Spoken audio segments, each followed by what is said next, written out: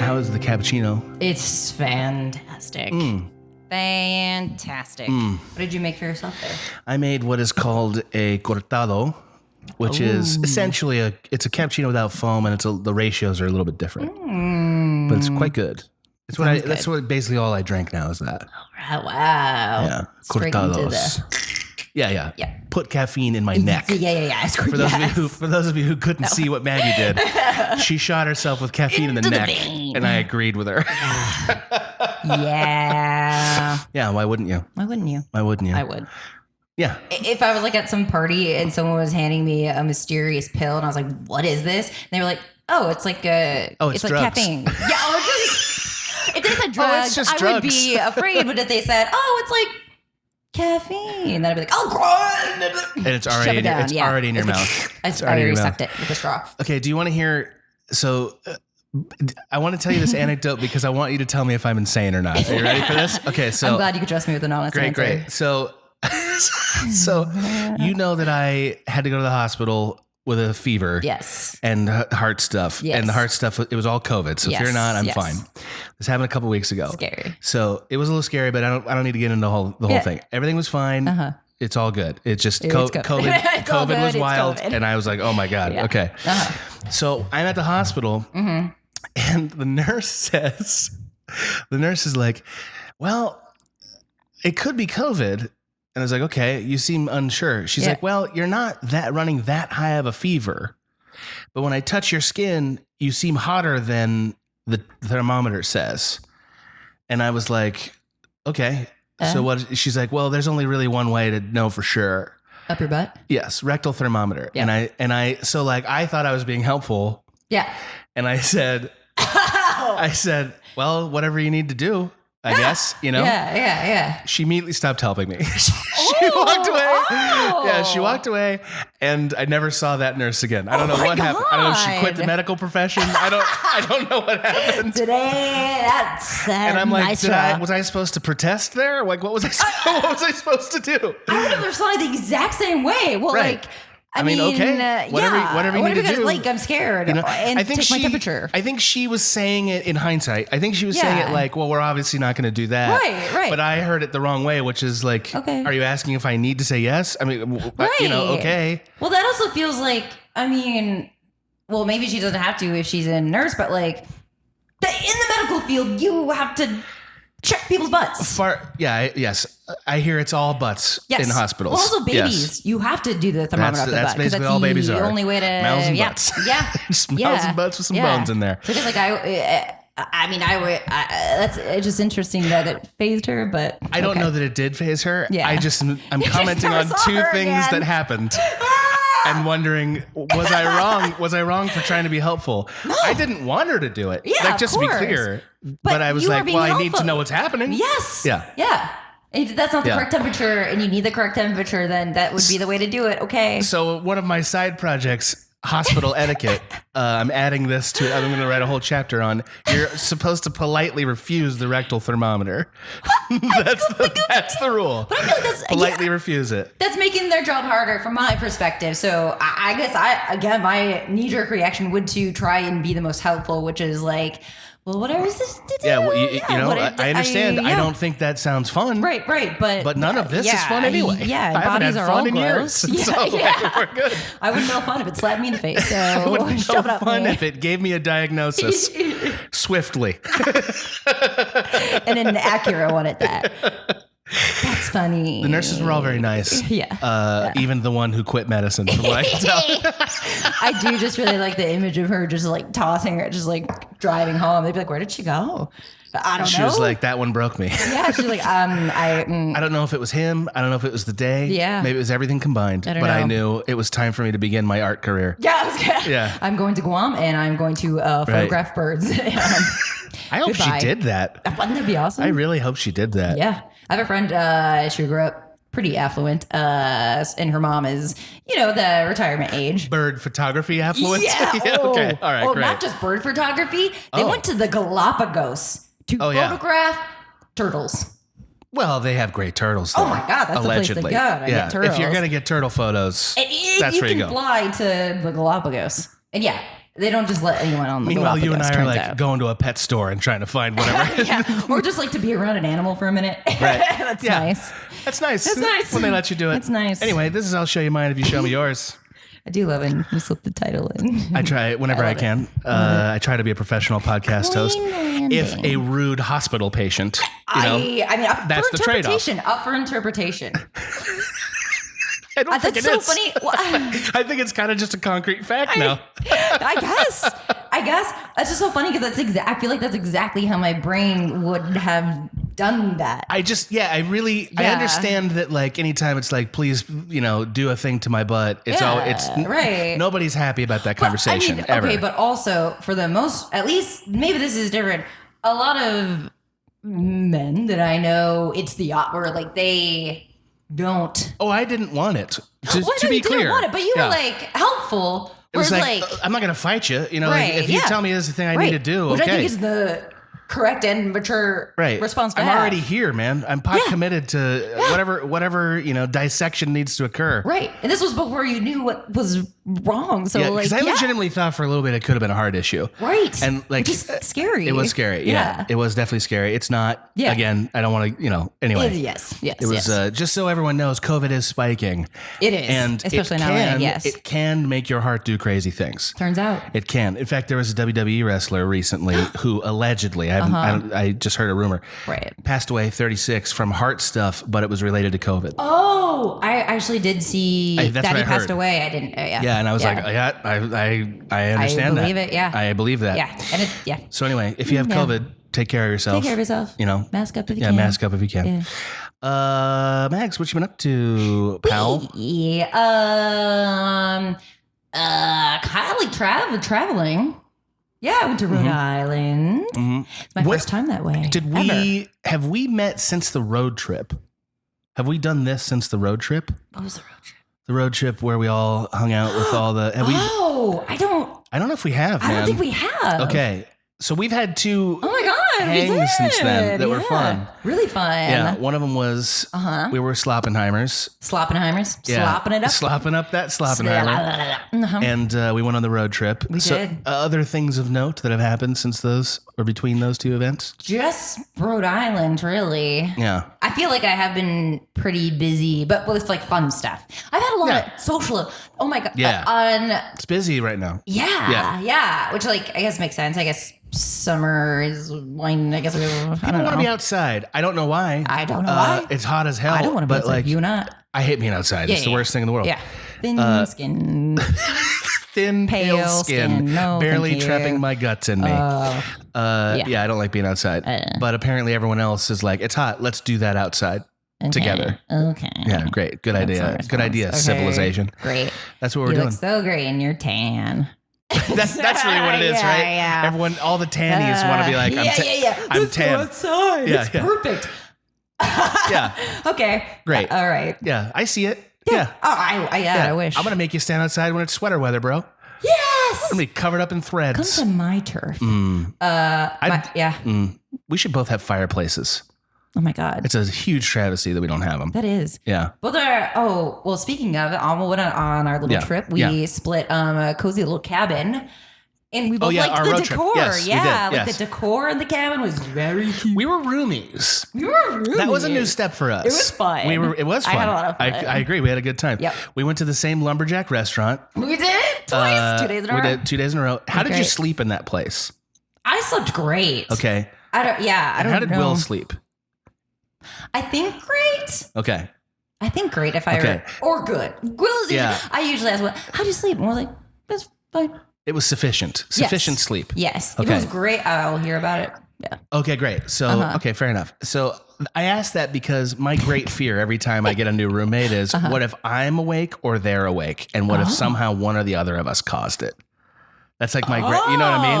Wow. Just like a bump of the night or whatever. You know? Of that. Yeah, I know. Because you're living an innocent life. Yes, I'm living plagued with these anxieties. I'm just like, man, what if I make it kick something or something in the night and they wake up and then I made them wake up? That's the worst. That's so funny. Yeah. That's so funny. Yeah. Kept me from sleeping. That's really funny. That's funny. Yeah. What else happened? It's been pretty chill. Yeah. Our cat, who's usually the quiet one, has sweat fell right in my eye as she was saying that. Yeah. It was actually kind of beautiful. I don't think I've ever seen sweat kiss an eye like that. Yeah. We're like, it's about 87 degrees today, but my apartment, it's the time of day where my apartment starts to trap heat. Yeah. So we've been in here all day. We've been in here all day. Yeah. We've been prepping for this all day. Yeah. It's a little warm in here, and a drop of sweat trickled beautifully into my eye. It was beautiful. Yeah. Yeah. It was like if you took away the first half of it, it would have been like a tear that fell from the center of your eye. But it would have been metaphorical. But instead, it was like knives in my eye. It's salty. I'm glad you now are enjoying that. Okay, good. That's good. I'm sorry, I keep interrupting you telling me about your life. Oh, was that? I don't know. Oh. Yes, cat. What's up with the cat? This feels so compared to what I just witnessed on your face. So trivial compared to poetry. So trivial. Yeah. So our quiet cat, dare I say, basically silent cat. The most meow they would give is. So a squeak. Yeah, kind of a squeaker. It's squeak. Yeah, it's squeak. Has now taught themselves to fully. Oh. So it's still like a bad meow. It's not like a full not robust. A full robust. Yeah. Okay. But now they're like. Oh, they look at you. Oh, yeah. Eye contact. They are okay. Before they had a lot of like nonverbal communicate. You know. Right. You're getting body language. Yeah. Getting by. But he picked it up from his sister. Who and what do you think? What is the objective with this newfound verbalization? I think getting what I want. Oh, so faster. It's like give me things. Yeah. Yeah. Give me stuff. Also, we're taking them to the vet for one, just like a regular checkup or whatever. But they've been itching their ears. So something's going on in there. Yeah. I'm a little detective. I think they might have ear mites. We have ear mites. Yes. Okay, I didn't even know those were a thing. Isn't a huge. They're located in the ear, so they're obviously. Yeah. They're obviously. Local. Yeah, I get get it. They're local. They set up a little tent inside. They actually say if you look inside and there's it looks like coffee grounds in the cat's That's ear. all mite poop? Yep. Yeah. Poop is how you basically deal with everything in life. Yes. Is what I'm learning. Yes. That's the most important thing. Learned in one of our movies today. Big pile of shit. Yes, we did. Yes. Thank you for that teaser for what we're going to talk about. You know what I was. Yeah. Okay, so one cat's learned from the other how to beg. Yes. And that sounds great. Demand. Yeah. And sometimes I think just literally they both just like talking. It's like, here we are. Yeah. Pay attention. Are your cats generally interested in you guys, or are they pretty independent? Oh. So you have the kind of cats that are like, I mean, we need you to take care of us right now. Kind of like they're independent in some way. Like they are happy alone, but they also need us to be right there always. So they want you around. So they're sort of like 4-year-olds. They're like, I want to go do my own thing, but I want you to be there seeing me do it and not interfere. Absolutely. Okay. And also like 25% of the time we need to be touching them. Like 25% of all time needs to be hands on belly. Great. Giving scritches or... That seems like it would just be true of any relationship, though. Yes, yeah. Not unlike... Oh, wait. Hold out your hand and pretend it's a paw. Okay, so you're Murphy and you're just like lying there. Yeah. Do you know what Murphy wants me to do if he's doing that? Touch it. Hold the paw. Just grab my hand. Yes. I just hold his hand. And happy. Cat is happy. Purring. Really? Yes. Just the hand holding. Yes. It's cute. I've never, That's cute. Most cats don't like their paws touched, but Murphy's like, no. Murphy's like, I'm into this. I'm into this. I'm in. I am sweating like a bloodhound now. It's really bad. Yeah. I don't know what I'm it sure. is. You're not sweating that much. I don't know what it is. You know what? I don't. It takes. Even when I did sports, it took a lot. Even if I was like hypervent, like I used to have asthma, so I would have, like your body's like, we're keeping this. Yes, we're keeping the sweat. It takes a lot for the sweat to. Even if I'm like dying and my face is like blotchy red. So you're never dehydrated then. Well, let me ask you this: do you drink a lot of water? Do you drink a lot of liquids? Not as much as I should. Because I'm drinking water all the time because of this problem. Do you see what I mean? Yeah. So I'm wondering if you drink more water, if suddenly we'd be sweat bros. Yeah. Right. Suddenly all this old plumbing water would come flying out of your skin. Just like Lake Michigan starts leaking out of me. Maggie and I have really come to a comfortable place in our friendship. Here's an example of it, because I by way of transitioning, if that's okay. Oh, please! I was just about to ask you. Maggie came over today, and we were like, "Let's watch the movies," because it's actually easier for us to get together and watch the movies now. Yeah, sometimes it's great. This is a great and it's fun, day. and we can chat and stuff. Yeah. So she came over. She walks in, dressed normal. Sounds good. And but under her arm is a red roll, and I'm like, "What is that, bro?" It's a yoga mat. And I'm like, "What's the plan with that? What do you think? What do you think's gonna happen?" Yeah. She decided she was going to stretch while we watched the movies. So she did. We watched Matilda and she stretched. Yeah, just plopped it down and she stretched. I did. Explaining how each stretch was improving her life. And I was like, I just feel like we're like, at that place as friends. I agree. Where it's like, whatever you need to do, man. Whatever. Just do what you need to do. Yeah. Whatever it is. It's great to have a friendship where we can hang out like 5+ hours, and it's like it's still fun. Yeah, it feels it's great. Still fun. Yes, I agree with that. Yeah, that's what gives me hope for the dating the younger women thing. I'm I can I can do 6 hours with a pal, so absolutely. It'll be okay. Yeah. There's a lot of chill ladies out there. There's chill ladies out there. On that note, instead of giving you an update, great. I'm just going to ask you for 2 minutes of dating advice. Great. Only if you touch my shoulder. I'm going to touch your arm. 2 minutes of dating advice. Yes. I don't have anybody in the works. Okay, great. Love it. It's not specific to anybody. Love it. I just want to know, what would Maggie tell me to do? Ooh. If I'm starting fresh? Ooh. Maggie, what do you tell me to do? Starting fresh. This is what I usually tell people only because it's worked for me in the past-ish. Is while dating. Yeah. When you think about like casting a net, I usually, at least in my own mind, I frame it as actually I'm looking for friends. Right, yeah. Yeah, which is like I feel like that is very common advice of, Does that mean you are trying to keep romance out of it initially? Or does that mean that's how you focus your... Not necessarily. Okay. Yeah, it's just like any interaction is a potential friendship. And that way it allows me not to put a lot of pressure on it. Because I had to, I'll meet someone who's like, oh my God. Yeah. And then guns a-blazing. Yeah. Which is usually That's how you get them full of holes. Yes. I liked to find out immediately. You find out immediately. You're an immediately find outer. Oh. Yes. So you don't stew in anxiety for years and years. No, I can't. I can't do that. Yeah. No, I can. I had that happen to me. And I was like, I hate this. I don't like it. This. Don't like doing it. I can't. So yeah, both. But as like when I'm like deliberately going out, like when I moved to LA, clean slate. I don't know anyone. Time to strike out on my own, date-wise. Yes. A lot of. I would consider everything at least a friendship. And if there was something more... Everybody's a friend. Yes. Yeah. It will be obvious if it's more, or at least it was when I was dating, which may not translate. But... Definitely won't, but continue. Yes. But yeah, that way it like kept the pressure off. I actually did meet a lot of friends. And also like friends just know other people who like... even if they're not into you, they might have I have a friend who seems love-shaped for you. Yes. Or even, just like... or even other-shaped. Other-shaped. Got it.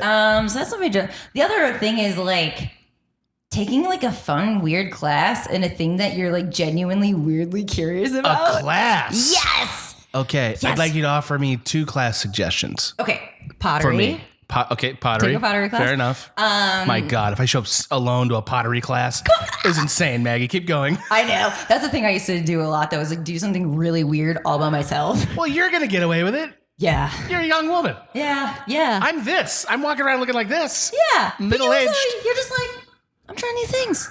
I could definitely sell it. I can get in a room and sell it. I can sell it. You can sell it. I agree. I'm doing this bit for the... But I would sell it. Like, I want to learn pottery. Yeah. Whatever. What's wrong with you that you are? You seem a little closed-minded. Yeah. Oh my God, the way you just delivered that. I don't really know if that's the pottery spirit, honestly. Oh my God. It wouldn't be. Yeah. Oh my God. Also, people who... I just took a pottery class, so that's where this is coming from. Okay. But the pottery teacher loves pottery. She's like, anyone that came there. Yes. Yeah, you have to. So it's like she would never make you feel like you weren't. The teacher let me in. Yeah. It's but you're going there to make friends. Teacher's hot. Sure. That's true. That's right. Teachers are in my range now. Yes. That's true. I can basically walk into any instruction and they're in my range. And like the assistants. You know, there's like 3 people walking around. Are there? Yes. What are these, like emporiums? I didn't know pottery was this vast of a learning opportunity. So like when I was making a pottery, and this is I'm sitting next to my partner, but I'm making pottery. This is the mud thing from Ghost, right? That's what we're talking about? Yeah. Okay. So I'm making pottery, The assistant is, a little attractive. And she comes over and just like puts her hands on my hands. And it's like. Didn't ask permission? No. Just went in for it. Just went in for it. Do you think that's normal procedure? Yes, because she did it with everyone. Okay, and it so was that's like, her way. Yeah, and she was like, she's also an I love seen pottery. Ghost. Yes, she's seen Ghost. So she knows what she's doing. Right. Well, Ghost is from behind. We came from the front. I don't think that changed anything, but yes, like, continue. Me. Yeah. I was like, and I looked over at Will, and Will, but she did. What does that mean? Can we translate that, please, for audio mediums? Mm-hmm. Okay. What Maggie's doing is, I think, looking at her partner and saying, "Are you seeing this?" Yeah. And expecting partner to say, "Yes, I see this." Yeah. I think that's what you mean. Yeah. Okay. It's not asking permission. Like, should we make pottery with this woman at home? No. Okay, fair enough. No. That's. There's a different eye signal for that? Yeah. Oh, there's fingers involved. Okay, fair enough. Thank you. Okay, great. Good to know that. Yeah. But anyways, And like that, I did whatever, but like another person, this is a very nice woman comes up and just like, it's like. And did the pottery get better because of what she did? I started sweating. Yeah, who fucking knows? Oh, so that made you sweat. I mean, that was the thing. If I get tongue tied in front of attractive. You get love tongue tied? Oh my God. I would love to see that. Yes. That would thrill me. I feel like in college I really tried to conquer it because I would just go like. I want to see this so bad. Speak when I was a teenager. Oh my God, this is You're not going to believe this. What? I do think I need to not let you do this tangent because I'm taking it back. It's been a little long. I might have already said it. Okay. Also, so that's my advice. Okay. Was that good? So I just want to recap for everyone. If any of you, the rest of you wanted advice, it is be friends with everyone. Yep. Take a pottery class. Yeah. That was what you told me to do. Yeah. I'm going to try both those things, Maggie. I'll report back the next time we talk. Or whenever I do it. You'll have an experience. At the very least, I'll have to explain to a bunch of other people who are probably couples why I'm there doing this. Yeah. I'll be like, listen, I have a podcast. It's on the Small Beans Network. Right. And why are you $10 gets you into this. So much? Yeah, and I'll be like, bro, I drink a lot of water. Also, I'm a goblin. Like, look at me. This is goblin sweat. What do you want from me? Anyway, if you've listened this far and you're on YouTube, we're sorry. We don't always do this. That's a lie. We always do this. Try not to. We get ahead of ourselves. Yeah, we get a little ahead of ourselves. I told you this time. It could be shorter this time. It never is. Let's thank some of our beautiful Show Me producers who are part of our tier. Yes. This tier enables them not only to be acknowledged by us, a thing that is worth the money. Big get. Yeah. But also it enables they get to pick the topics. They can suggest topics. Yes. I'm pleased to inform you that did not happen. And hasn't for years. I am the only topic they pick. Yeah. They say to themselves, which one do I think Maggie wrote? And then they vote for I think that is one. what they do. I think that's absolutely what they do. Anyway, they get to vote on which topic we do. They get acknowledged by us. They have that special intimacy that only the true lovers get. Yeah. So this is our way of appreciating them, starting with Maggie's boy, Dave Ruff. Dave Ruff. Thank you, Dave Ruff. Thank you, Dave.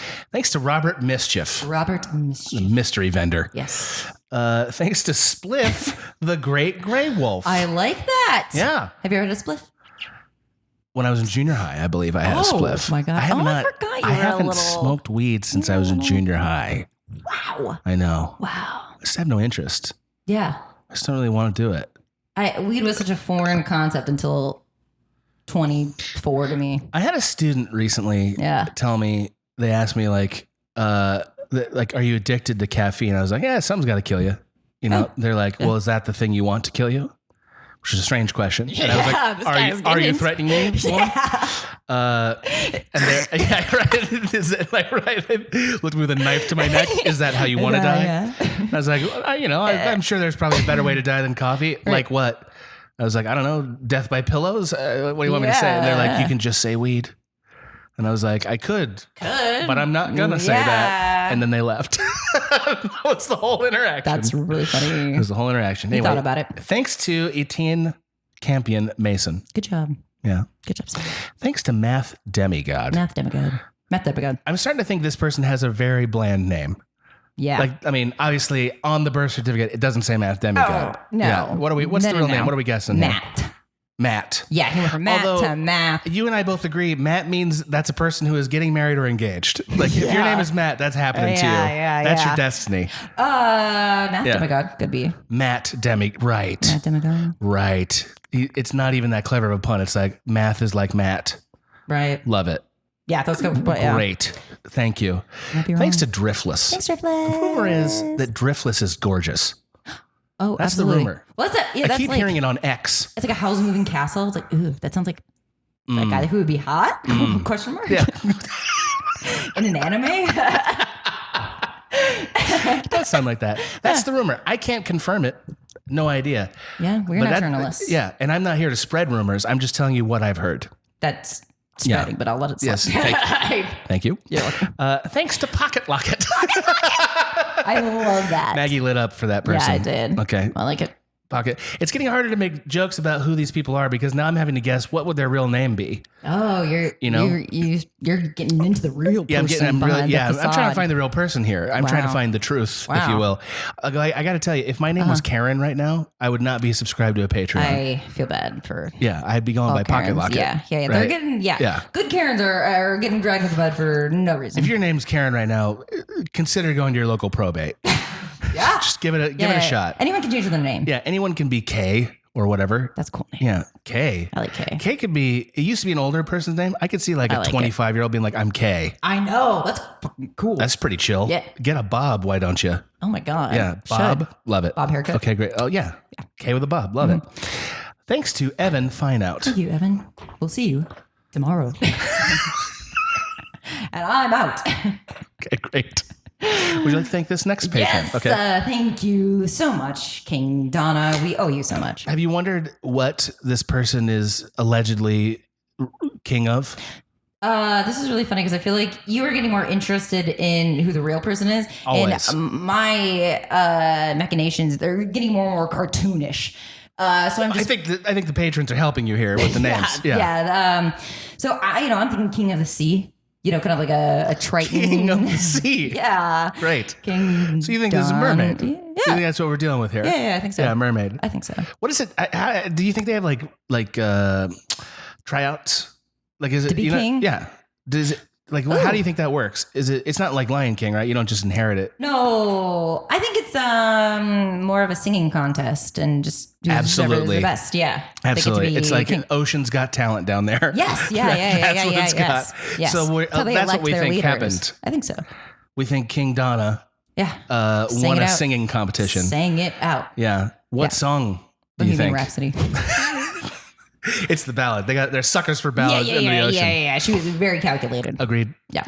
I don't disagree with a single thing you said. Oh my God, thanks to Brock Berkner. Thanks, Brock. You really could have. Thanks to Luke Andrew. Thanks, Luke.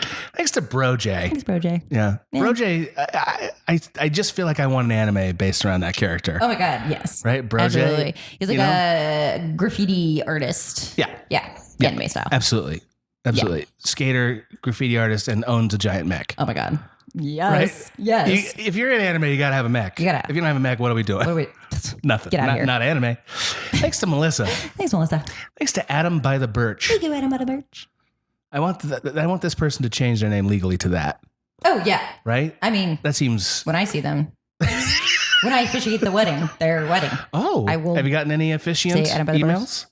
No, have you? No. I like that you threw that at me as a challenge. Yeah. No. Are they asking you to do it? You were my backup officiant. I was. Yes. Actually, if you mean have I ever gotten them, the answer is yes. I have been asked. I've DJ'd weddings. I've emceed weddings. That's and I've almost been an officiant. Forgot. Yeah. I've done everything in wedding except get married. Never done that. Never done that. Hashtag goals. Hashtag goals. Okay. Well, we've thanked everybody as much as we dare. Yeah. Let's get into the topic for the day. This is a fairly sophisticated topic, actually, for us. It took me a long time to pick. Yeah, well, because it was kind of because our integrity is on the line here a little bit. Yeah. Because this is a big stance. It is. Today's topic is the movie that was better than the book. Bum, bum, bum. Movie that was better than the book. Yeah. That's harder than if the book is better, right? Like that's easier. Yes. Yeah. That's the nerd thing. Right, Yeah. And we would all say Lord of the Rings and walk away, right? Yeah.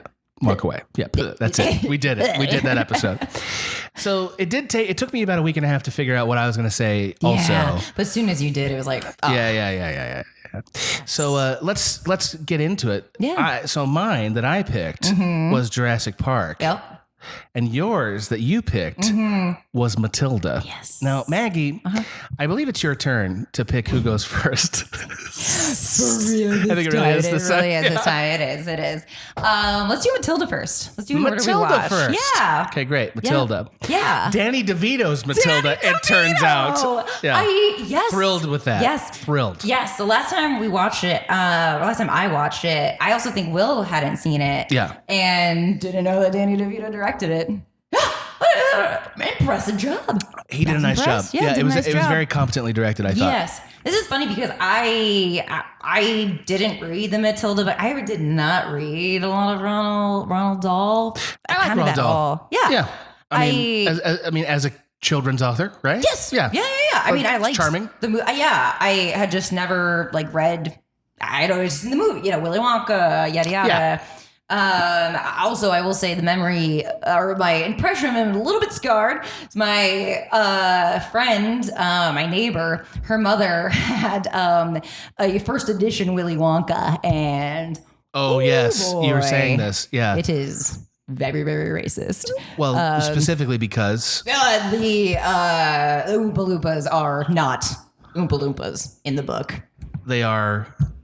Slaves. Thank you. Yes. Yeah, and this is post-slavery. Yes. So it's literally just black people who are slaves. Hey, remember when that was so great? Yeah. That's pretty gnarly. Yes. Yeah. It was a very great teaching moment. They really gave me context for history. I was like, dang. And they just turned all point of view. Yeah. Wow. Yeah. So anyways, I think that's really why I just never picked it up. But anyways, all to say, I mean, this movie is very special to a lot of people my age. As a reader, young little nerd, it very much spoke to me. I think Matilda I think Matilda as a book was about had a 20-year run. Yes. Where kids seemed to pick it up, and I mean, this is just my anecdotal. It's not based on sales or whatever. But there was about a 20-year run that encapsulates both of our childhoods, where Matilda would have been a book you would have heard about and probably read. Right. Because I happen to have read this book. Yes. I remembered it in pretty detail. Actually, you did, yeah. We were talking about it. I'll add before you start summarizing the movie, I had never seen the movie. Yeah. Until this morning. Never seen it. Okay, so tell us the story of Matilda. Oh my goodness. So Matilda is about a girl named Matilda who's born into a family that does not appreciate her for who she is. Yeah. That's a nice way to put it. That's a nice way to put it. So eventually she very much has to grow up on her own, teaches herself how to read. She becomes very adept at teaching herself very many things, and then realizes that she has magical powers that she can use to kind of level the playing field with all the unfair adults in her life. And it does take a while for her to come to that full realization. Yes. Yeah, which is funny because this scene of her playing around with her powers is so... I remember that scene so well that I just expect it to always be sooner than it is. It's a great idea. It's such a fun idea for a kid. Yeah. Yeah. I mean, I think having magical powers that you discover that were a secret is such a core childhood fantasy. Yes. And it's when you're that young, you're learning about yourself and you see all these older people who either seem like they are good at something or seem like they have, they know what they're good at. And when you're younger, you don't know what that's going to be. Yeah. Right. Yeah. Your personality and gifts are a surprise to you. Yeah. Yeah. And you unwrap those things in childhood and maybe college. Yeah. Yeah. Which I think the movie is good at flashing, it shows you the teachers that show you what is good about yourself. And your innate, the way that Matilda becomes resolute, no, I am smart. I do know what I'm talking, she becomes very defiant, which is. She is. Yeah. That's true. She's pretty, she definitely bails on her parents. Yeah. She writes them off. Yeah. Before even the midpoint of the movie. Right. She's like, I'm done with you. I'm done with you. Yeah. And I think it's reasonable. Yeah. I mean, they're written in such I think it's very healthy to give kids stories where parental figures are not good. Because I agree. The world tells you that they inherently are, but they may not be.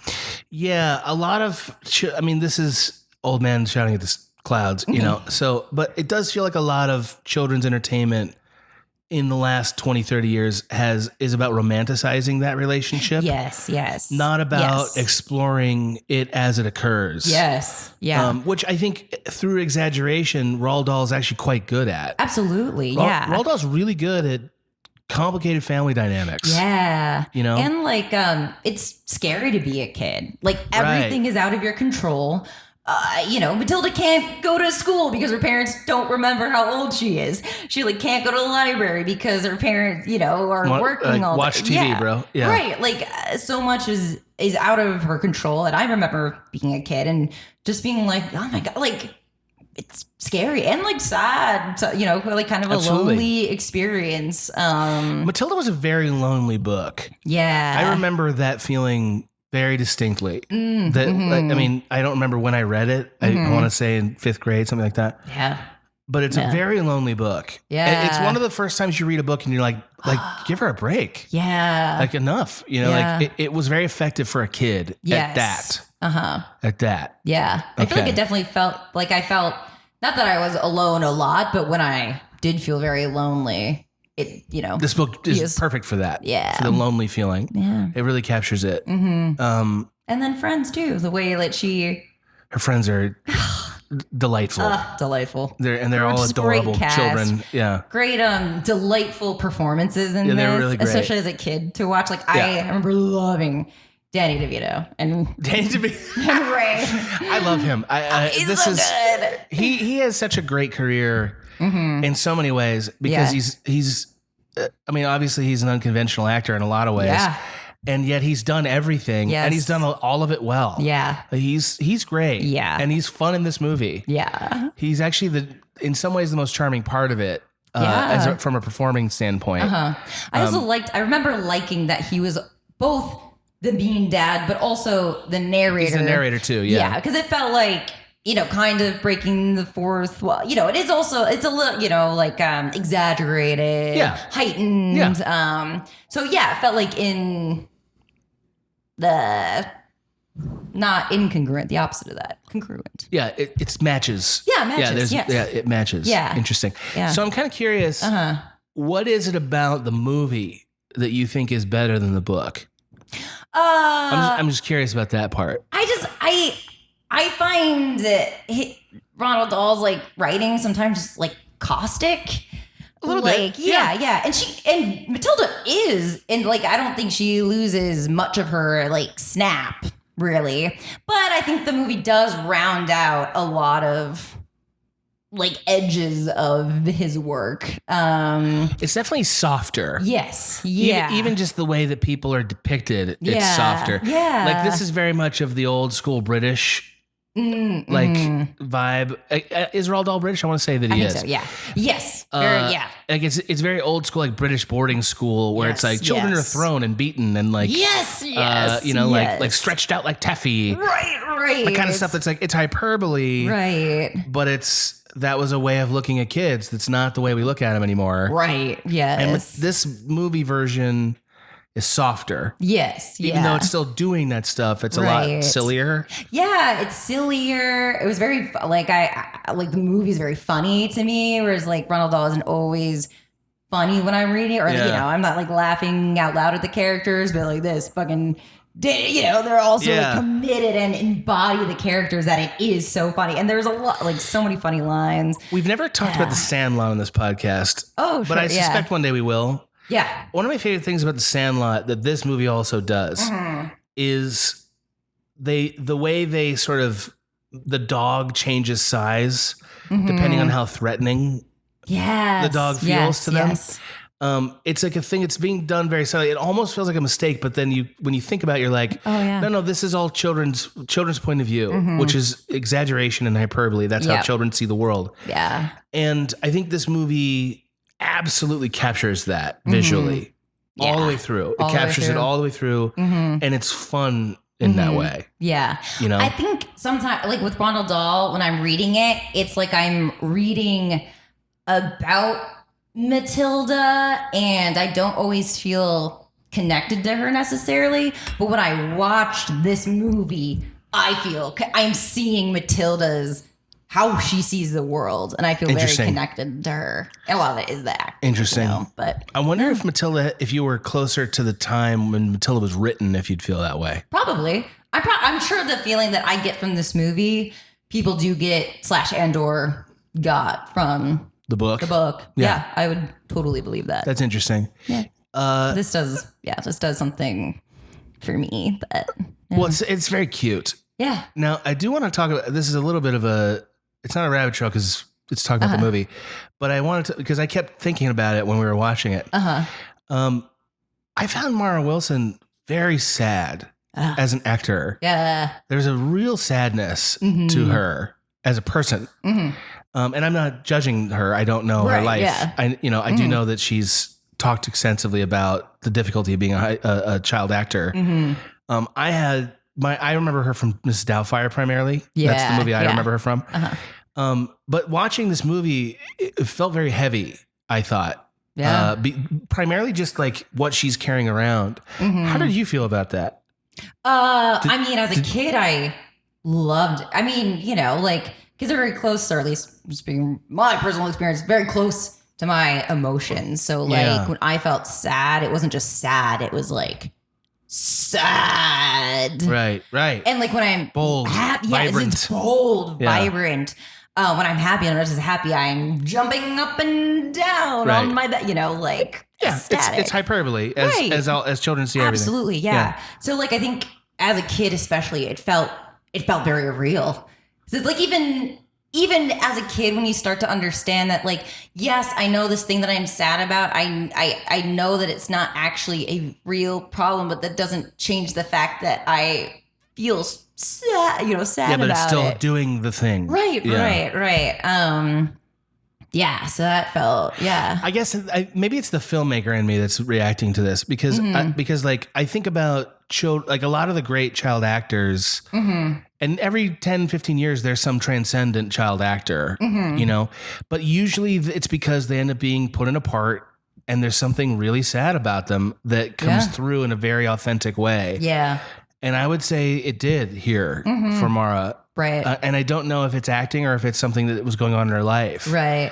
But it's very palpable. Yeah. It does make the arc also, I think, in the movie play really well. Because like by the end, she's, with Miss Honey. And so like, blah, blah, blah, blah, right. The relationship with her and the teacher, Miss Honey, who's just, basically an adult her and also nice. She's a nice person. It's very heart-wrenching because it's just like... You want a kid to get loved by an adult. You want to see that. Yeah. Like especially when her parents don't love her. Yeah. You want to see this child receive what children need, and the movie gives you a nice little montage at the end. Yeah. And that's cute. Yeah, but I'm still like I think about Millie Bobby Brown or even what's the kid from Sixth Sense? His name flew out of my head. Oh yeah. Yes, him. Or the kid from Looper. Yes. All of them had this kind of like haunted quality. And I feel like that's like something we want out of our great child actors, to be haunted child. We want to be able to, us as adults, we want to see ourselves reflected in that little kid's eyes. I guess. I've never felt this way before, but I'm like, man, really? I don't know if I want that for kids. I don't know if I want kids to have to live that. It's fun though for kids to play with emotion. I mean, I definitely so you don't think it was coming from a real place? No, I mean, it's coming from emotional exploration, but when I was a kid putting on plays, like I had a very vivid imagination. So you I could get there. Yeah, okay. Totally. Okay. And as long as it wasn't real, then it was fun. That's the question. Yeah. And maybe that's the other card I didn't put down when I brought this up. Having worked with kids a little bit, I've done about, I don't know, like 4 or 5 things with kids. Mm-hmm. It's pretty tough to find a kid who can do that. Yeah. Like what she's doing in this movie was hard. It's hard to find. Mm-hmm. And it makes me wonder, is she just really good? Or is this a quality that she has as a person? It could be that. I don't know. I mean, that's the part that makes me sad. I was like, man, I hope that's not what it was. Yeah. Anyway, I'm sure she's okay now. I just, Yeah. It just really came through when I was watching it. Yeah. Yeah. Anyway, it's a really sweet film. That's good. Ultimately, I kind of liked the drawings that Roald Dahl used to do, though. Oh, sure. I remember I do like Matilda those. had like kind of a triangle face. Yeah. That was like, I thought it was like, it made her seem very small. Yeah. And that really helped sell the power she gets. Yeah. I mean, it's cute. Also, all of her friends are like these adorable, like big glasses and pigtails. And so cute. They're adorable. Absolutely. Okay. Shall we transition? Yes. Okay. Yeah. Maggie had to endure me quoting the entire movie at her while we were watching Jurassic Park. You very graciously, I think, left out a few lines, but you did give every single Hammond line. John Hammond is a meme machine. Yeah. John, every line is fucking perfect. Like when you think about it. Okay, so we're talking about Jurassic Park. He has so many lines where he walks up and talks to nobody, and he just has this pensive thing that's so silly. Such a great kid, because it's could great. You not picture Disney doing that same? Of course, absolutely. Of course, you're in your own world, aren't you? You are. He is. Right. He's definitely Walt Disney inspired. Yes, no question. No question. In a way, he's there, but in a whole other way, not. Yeah, absolutely. Yes. Yeah, he's very grandiose, like self-important and grandiose, and it makes just the best memes. Yes. Just I'll show you. He's the best. Jurassic Park has a special place in my life. Yeah. Because I'd seen movies, obviously. It's the first major theater experience I ever had. Yeah. I saw it on opening night with a friend. I wasn't the kind of we didn't watch movies a lot in my house, so I wasn't like waiting for Jurassic Park. Whoa, there was it was like I knew there was a movie about dinosaurs. I'd heard about it, but I wasn't like, oh man, here it comes. But I had a friend. He was like, you want to see Jurassic Park? It was like the night of. I was like, sure. I had to ask permission from my parents because I wasn't old enough. Yep. They said yes. How old? Oh, you told me earlier. How old were you though? So Jurassic Park came out in 93. Yep. I would have been 12. Okay. For those of you who are dating my age. Good age. Right. So it was exactly the right age. Jurassic Park is the most important movie experience I ever had. Wow. And probably will always be. Yeah. Because it did something that movies always do once, which is bring a thing you always wanted to see to life. Yes. That's what it did. Mm-hmm. I think everyone has that movie experience with something. Mm-hmm. I hope everyone has that experience with somebody. As a kid, loving dinosaurs. Mm-hmm. I think every kid loves dinosaurs a little bit. Yep. Jurassic Park perfectly captured exactly which dinosaurs, exactly how you wanted them to be. Yeah. And then a bunch of things you didn't even think about that some brilliant adult did. Yeah. Like, what do they sound like? Right. Like, how do they move? Like that kind of stuff. And it was, it's gotta be part of why I make movies. I was gonna say, I feel like recreating that experience for someone by making a movie That's my dream come true. Yeah, yes. I said that to you when we were watching it. My dream is not to make Jurassic Park. Right. But my dream is to make a movie that somebody gets to watch and says, oh my God. Yeah. I'm so glad I saw that. Yeah. And it just sticks with them. Like it just matters to them. Yeah. That's what you do this for. That's what you do. Absolutely. Yeah, that's what you do this for. And people that are very affected by movies. Everyone is very affected by movies, even if they don't like movies. Yeah.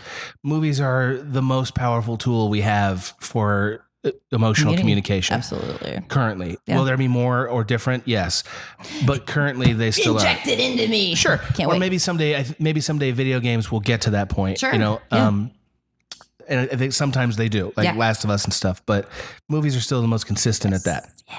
Jurassic Park, I'm not objective about it because I went when I was 12 and saw it in the theater. Yeah. I saw it 5 times in the theater. Oh my God. It was amazing every time. So do I need to summarize Jurassic Park, do you think? No, I don't know. I don't think so. If you haven't seen it, dinosaurs. If you haven't seen Jurassic Park, if that person exists and also is on this network. Spiat. Yeah, my friend who fell asleep during. Sure. Yeah. There are people who haven't seen it. Yeah. If you haven't seen it, I guess here's what I would say. I don't know what it would be like to go watch it now, and I don't know that it would have exactly the same impact because every movie since has been trying to be this movie, including all the sequels to Jurassic Park. Yeah. But just imagine what it would have been like to go to a theater and never have really seen a dinosaur. Yeah. Have seen drawings of a dinosaur. Right. Skeletons. Yeah. Really bad B movies. Yeah. But never a real dinosaur. Right. And then see Jurassic Park. Mm-hmm. And that's what it was. Yeah. It was astounding. Mm-hmm. Absolutely astounding. Now, I also read the book several times because I really liked Jurassic Park, but I didn't read the book till after. So that colors my opinion a little bit. Yeah. What age did you read the book? Do you remember? I definitely remember the last time I read it was junior high. Okay, cool. So I'm guessing this is probably within a year or two when I watched the movie. Yeah. I'm guessing it was 13, 14, something like that. You loved it. I did. Yeah, I loved it. Jurassic Park was the only movie I've ever had that was even close in terms of experience was The Matrix. Those two movies are, and that tells you, even though blockbusters are not my favorite thing, right? They still when they work, they really, really, really work. Yeah. They're great movies when they work. Mm-hmm. So the book of Jurassic Park is interesting, and probably a lot of people haven't read it because it's a lot more serious, actually, than Jurassic Park. Yeah. And a lot of the characters are more complex and intellectual. Yes. Yes. Like one big difference is that Dr. Malcolm, who's played by Jeff Goldblum, who's basically Goldbluming all over the place. Yes. He's barely doing any science stuff. Gunning all over the place. Yeah. He's already in full meme mode. In the book, that character is still kind of a smarmy, like self-important jackass who dresses cool. Yeah. But he is a legitimate mathematician, and his objection to the park is slightly different, which is his objection is it is impossible for any system to work the way you need it to work for this park to exist. Right. On a pure mathematical level, what you're trying to do is physically impossible. Yeah. Right. And he represents the sort of abstract science that would support that. Right. Because Crichton liked trying to ground moral and emotional dilemmas in actual science theory. Yes. That's kind of why he was cool. Yes. Totally. That's what he kept. Yeah. Like, for instance, the chapter breaks in Jurassic Park were punctuated by fractal drawings. Fractals. Yes. Yeah, you talked about fractals. Yeah. Fractals are from chaos math. And okay, it's cool. It's cool to know that stuff. I researched that stuff. But it's not the movie. It's at all. It's a much more it's a science fiction work in a good way. Yeah. Yeah. There's a lot of differences between the book and the movie, and it's interesting because Crichton also wrote the movie, right? Yeah, a thing I didn't realize until we watched it today. So before I get too far down there, any Jurassic Park observations you want to make? Anything? Because you haven't talked in a bit. I mean, it's hard. Like I think it's kind of hard to talk about it because it's like such a Rosetta Stone of movies. Absolutely, that's like this is. When did you see it first? I was young. Okay. And I remember watching it with my dad, who is also, had read all of Michael Crichton's whatever. There was always a book in the bathroom that my dad was reading, and quite often it would be a Michael Crichton book. Oh, that's interesting. Yeah. But it was probably years later, right? Like you would have been way too young to see it when it came out. When did it come out? 93? Oh yeah, okay. So it's probably I was like 96. Yeah, probably, so a few years later. A few years, yeah. So like my dad had seen it, and probably also I don't remember if my older sister's 3 years older than me, so they may have seen it. Yeah. But by the time I saw it, I just remember loving it. I was not scared at all, which is it. It didn't scare me at all. It felt it felt movie-ish enough. Yeah, I think it was just like I felt like the dinosaurs were so beautiful. Like I like all the moments of them just like staring at dinosaurs. Like I also loved animals, so I felt that way about like, any cool animal, I do want to weep, that really captured that. Yeah. Spielberg really captured that. And I remember liking the action scenes, but I felt those were more like actiony. And I'd seen I'd seen a lot at that point that I could compare it to, which again, because Rosetta, it's like became so ubiquitous. Really what stuck with me is just just that scene when he looks up and sees dinosaurs for the first time, and what an amazing thing to capture on film, like once in a lifetime. Yes. I said that magic. When we were watching it together. I was like, I was like, I can't imagine what it would have felt like to be Steven Spielberg, and have bet so hard on I'm going to make these dinosaurs work. Yeah, I'm going to make them. I'm going to do it. Right, I'm going to bring them to life, and then sitting in the editing bay and seeing it done, seeing it come to life. That has to be like. That I just tears in my eyes thinking about it. It's like, what would it be like to do that? I don't know. It's you're nailing it. I mean, I don't even know if it's about like, look at me. I think it's more about like, I mean, we did, they're alive. It is. We did it. Right. Because that's what it is. It's the like, I think to be him, you have to be like, I'm going to try a thing that hasn't ever been done. Yeah. And like, I'm going to bet really big on it. Right. And I hope. And like, I'm going to fight so damn hard and I'm going to get it. Yeah. I'm going to do it. Yeah. And then when it finally is there, it's got to just be like, oh my God. I mean, it happened. He captured it. When he, it's amazing. like, amazing. I also remember thinking it was really funny when I was a kid. Like it is very funny. Yeah, it's a really funny movie. Really funny. There's a lot of jokes in it. Yeah, a lot of jokes in it. There's a lot of lines that aren't jokes but are really funny now because movies. Yeah, movies. Yeah, there's so like I kept quoting like even the guy who's like because Grant's like me, right? Like that guy's more of a character in the book, by the way. Yeah, the movie is like so perfectly choreographed in terms of emotions. Yeah, that all the clever lines are memes now. Yeah. Like Mr. DNA and like it's you can't quote a line without it being a meme. Right. It's amazing. It really is. So I have a fundamental reason why I think the movie is better than the book. Obviously, I mean the most obvious answer would be seeing is better than reading. And I think that's true. Yeah. As a filmmaker, I believe that's true. But I think the real reason is that Spielberg made a movie that's about theme parks. Yeah. Dinosaur theme parks. Yep. And because that's what would happen. And it's got to talk about a lot of things at once. And he delivered the theme park thing, and the thrill ride and stuff that's part of the theme park thing. Like he understood that. Yep. And certainly that is true thematically of the novel, but the novel really wants to do a moral parable. Right. And intellectualize it a bit more. Yes. And consequently doesn't capture the magnificence of it. Right. Or in the same way. Right. The way that Disney is very much we are crafting a feeling. And absolutely. Yes. And we're crafting an experience. Yes. And I think Spielberg is throughout working at his peak form here. This is maybe the best year of his career so far. Maybe he'll top it, but it'd be tough. Because he did this and Schindler's List the same year. It's incredible.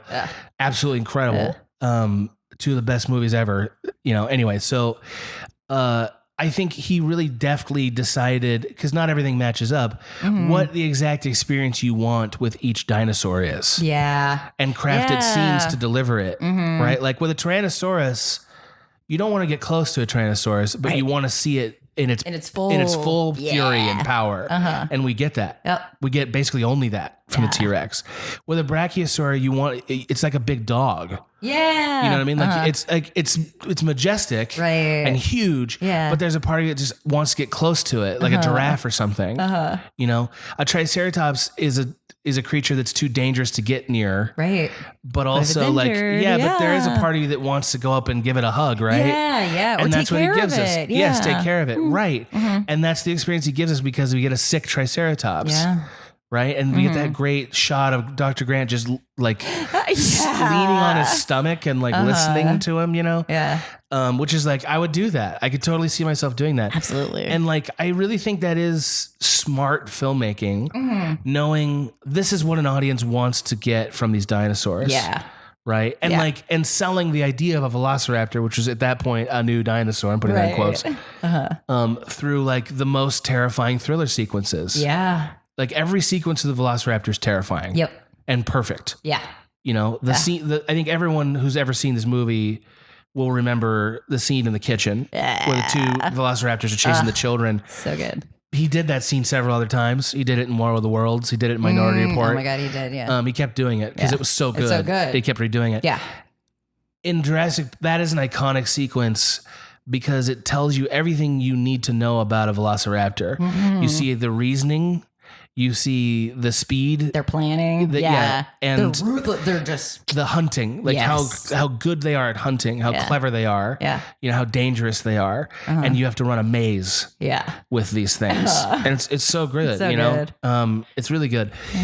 I just think that this is a good example of what movies do better than books. And that is they bring to life the magnificent emotional piece that your imagination can't always supply. Yeah. Right. And they can be curated when they're done right to be the most satisfying experience with this idea. Yes. Yeah. You know? Like you mentioned, the book is concerned about, other things alongside the pulling you into the actual theory of it. Right. The book wants to get into like, how did the dinosaurs reproduce? Yeah. How did the park work on a technical level? Right. Like there's an interesting sequence in the book where the way they find out the dinosaurs are breeding is the computer actually tracks how many dinosaurs there are. And they're like, okay, well, here they all are. They're accounted for. And then somebody says, well, have you ever asked the computer to find more dinosaurs than the number they're supposed to be? And they do that. Yeah. And they find there's 50 dinosaurs that existed that we didn't know about, right? And I mentioned that because it's one of those interesting, like, that is a fun way to find out that fact. Right. But it's not a good visual one. Right. We did. Yeah. There's Finding eggs in the wild is a more fun visual one. Right. You Having know? a guy's nose to computer. It's the worst way to do it. Yeah, worst way. You know, but it works in a book. Right. It's all text. Yeah. So in a book, it's totally okay. It's just stuff like that. You know, like a great director can find ways to bring meaning out of all those scenes. And I think that is true. And lastly, I do think that Spielberg's presentations on theme parks got more to the heart of what makes Jurassic Park a bad idea. Yeah. Than the abstract stuff did. Yeah. Because you can see how sinister it really is when it doesn't work. Yes. You know? Yeah. And it's like, you're doing this for profit and this is the cost. Right. And this like devastation. You really feel how dressed up the place is. Yeah. And how irrelevant that feels when it breaks down.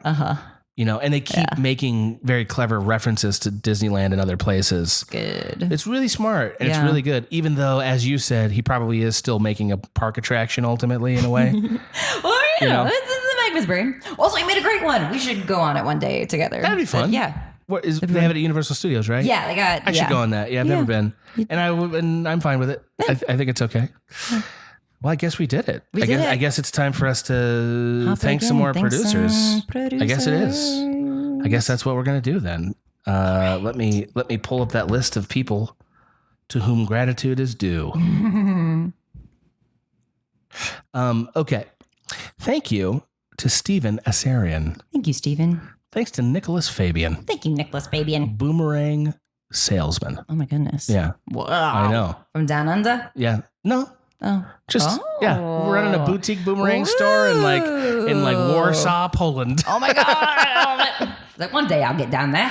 I'll get down I hope one they day. match. Yay. Hope they match. Hope they match. I did it by I saw memory. a very funny TikTok, which I hate even saying, but I did. And it was a woman trying to golf. Yeah. And she's on the fairway. Yeah. And then in the middle of the fairway, into her shot, runs 50 kangaroos. Just 50 kangaroos. Oh my God. And then they stop and watch her. Oh my God. they stop. They're like, okay. Okay. Or you gonna go? She can't. She's like, what are they doing? Yeah. And it's a standoff. Kangaroo versus golfing lady. Pretty good. That's pretty good. That one, I'd say the kangaroos won that one. Yeah. Okay. Thanks to Fart Sandwich. Thank you, Fart Sandwich. Thanks to Nate. Thanks, Nate. Thanks to Adam Duncan. Adam Duncan. Thanks to Brain in a slightly larger than average jar. It's good. It's pretty good. It's good. It's pretty good. Good. Did you ever watch Norm Macdonald read like any of his old stand-up stuff? Did you ever see his roast of Bob Saget? Yeah. Okay, so I'm going to give people context here. Norm Macdonald gets up and does a roast of Bob Saget on one of those roast shows and only tells 40s jokes. They're just 40s jokes, and they're like, nobody's laughing. It's incredible. It's incredible. Okay. It's incredible. And one time in that sequence, he told a joke that didn't land, and then he just said it again slower, and it was so good. It was so good. And that's how the way I just said, brain in a slightly larger than average jar made me feel. Go look that up, audience. That Norm Macdonald's roast is pretty chill. Good. Thanks to Sarah Sexton. Thanks, Sarah. I think she's a CEO. I think this definitely. is the high power person. Yeah, I said Sarah, but she's a CEO. But you'd be fired for that shit. Yeah. Yeah. She's not a nice person. No. I'd be happy about it. I'd be like, oh, I deserve Thank it. God. Yeah. She's a Great. tyrant. Pension? Good. She's a tyrant. You know that CEOs are not inclined to retire because they die sooner when they retire. Really? Yeah. I know. Isn't that counterintuitive? Yeah. But CEOs, it also but it does make makes a lot of sense. sense. It's like they gave up the ghost when they gave up the job. Yeah. That's why Sarah Sexton's going to die in the office. That's going to happen. Not our Sarah. She's going to figure out how to defeat death. That's how powerful she is. I see. She's got a blood girl. She's like the man behind the man behind the man behind the man. Got it. You know. Yeah. She's where the inception ends. Yes, I got it. Yes. Okay, great. Thanks to Timothy Schreiner. Thanks, Timothy. Thanks to Nikolai Glecker. Nikolai Glecker. All-time favorite name. It's good. Just Great to as say. a series of sounds, it's like soup. Yeah. It's like, I should so do many that when flavors. I'm like warming up my voice. Nikolai Glecker. Do you have vocal warm-ups? No. Never? No. I mean, like, I have had to do them before. But you don't do them regularly. Okay. No. Interesting. I asked because this month I was I'm going to put that in quotes, asked to teach an acting class. And I was terrified of teaching this acting class because that's not my forte. Mm-hmm. And I discovered warm-ups. I discovered, a lot of acting classes do warm-ups. I bet I could burn 20, 30 minutes. Oh, yeah. Bro, I could have done it for 6 hours. They would have loved this shit. They would have loved it. Yes. Warm-ups are basically just adult games. Yes. They go on forever. Yes.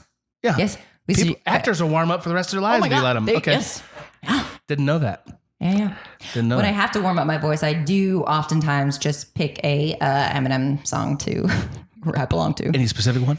Rap God is a... That's fun. Yeah. I would only ever rap Without Me because I just love that song so much. Yeah. You know?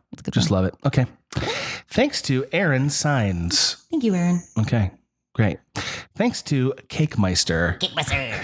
You got something for Cake Meister? I mean, I just want cake. Simple, sweet, to the point. So what you're saying is this is a person who is denying you a promise. Yes. Yeah. Cake Meister is promising an experience and not delivering it. No. Send me a cake. Yeah. To our email. Please email us a cake. Maggie a cake.